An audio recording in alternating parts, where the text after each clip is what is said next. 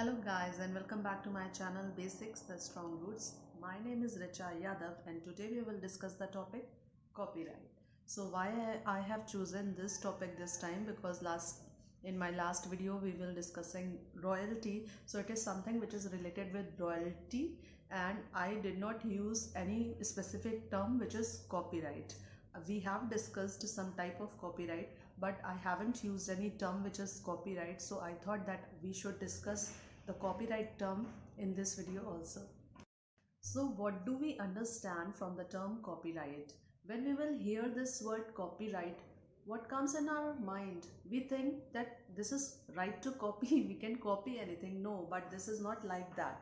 Copyright is to register your original work, or to take a right on your original work so that no other person can use your work.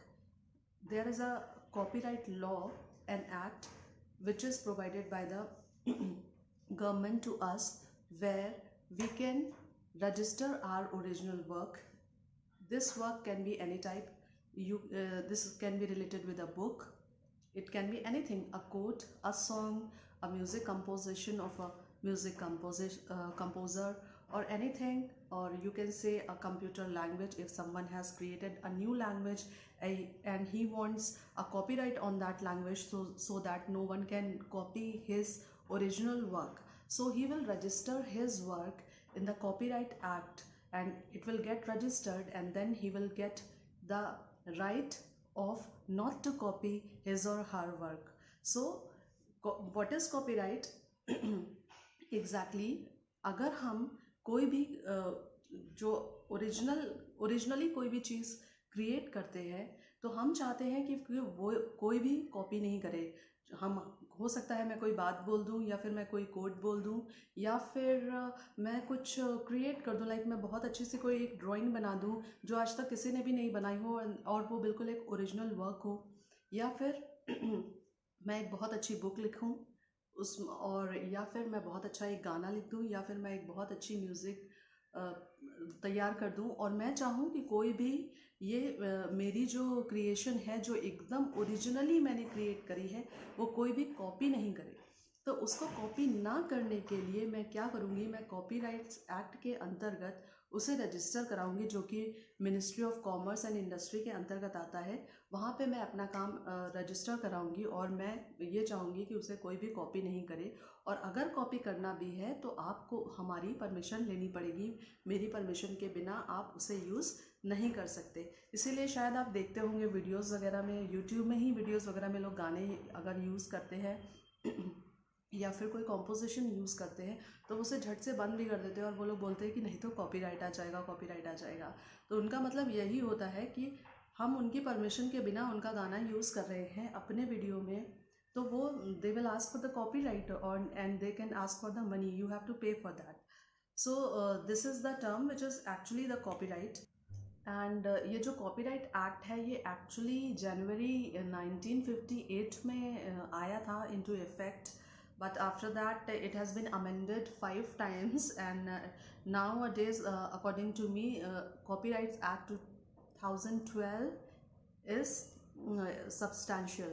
So this is it for copyright. I hope you guys understood this the term of copyright. The term of copyright doesn't mean the right to copy, it actually means not to copy. And so next time when you will create something very original and you want that no one can use this, you can register your work in under Copyrights Act, so that no one can use your original work without your permission. And if he or she will use your work, then they need to pay you and they need to ask for your permission.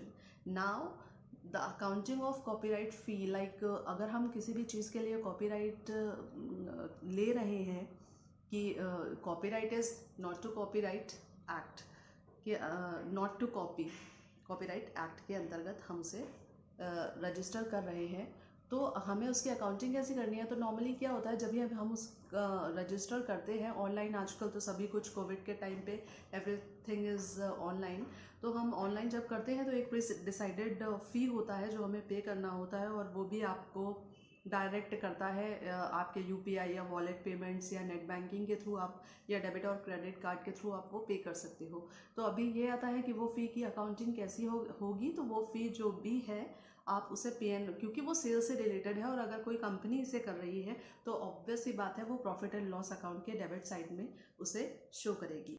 Hope you guys understood the term copyright. और अगर आप लोगों को ऐसा लगता है कि कोई भी चीज़ मैंने अच्छे तरीके से एक्सप्लेन नहीं करी या फिर मैं कहीं गलत हूँ, तो please do right in the comment section and stay happy and healthy. Like, share and subscribe my channel, and don't forget to press the bell icon, because whenever you will press the bell icon you will get the notifications of my new videos। और एक ज़रूरी बात, जब तक ज़रूरी ना हो घर से बाहर ना जाएं, और अगर आपको बहुत ज़रूरी काम से बाहर जाना भी पड़ा तो बिना मास्क और सैनिटाइज़र के घर से बाहर ना जाएं। Stay safe, take care, bye bye.